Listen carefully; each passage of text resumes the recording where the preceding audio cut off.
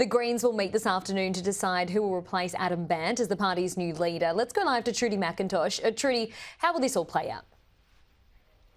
Well, Holly, the remaining 12 members of the Greens party room will meet this afternoon in Melbourne.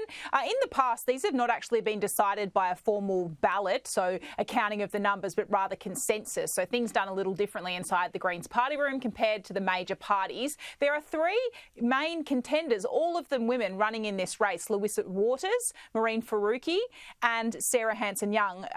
Larissa Waters and Sarah Hanson-Young have been around Parliament for more than a decade. The loss of Adam Bandt as the leader was quite a shock for the Greens, losing that seat of Melbourne, and there is no clear successor. When Adam Bandt replaced Richard Di Natale back in 2019, it was clear at the time that he was the clear front-runner for this. So we don't really know what's going to happen in this meeting, whether they emerge with a form of co-leadership. We've seen that in the past, or shared deputy positions. That's also as a precedent for that in the Greens as well.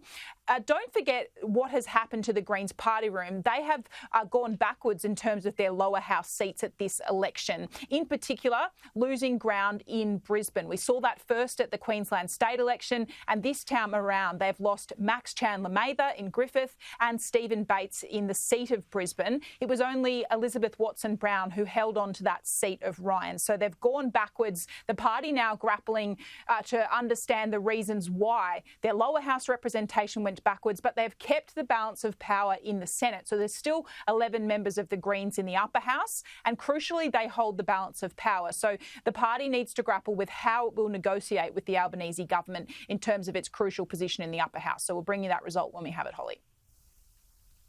Indeed. And Trudy, where are we up to at the moment with negotiations over the new coalition agreement?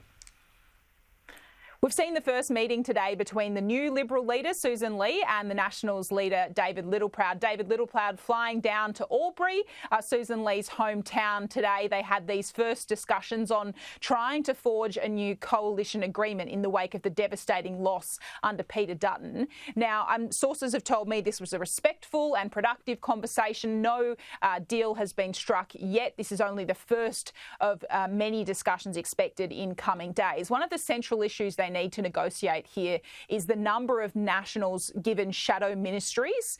It's not clear exactly how many this will be at the moment. The Nats, don't forget, held all of their lower house seats, so they believe they're entitled to more positions than where they were in the last Parliament. They also, if they do reach this agreement, they need to figure out the policy path forward. A big sticking point at the moment will be what happens to net zero by 2050 and also nuclear power. Nationals want to push ahead with that. We are seeing some moderate Liberals saying it's time to jettison that idea. So there's a lot for the two leaders to discuss. We're expected to hear from opposition leader Susan Lee shortly.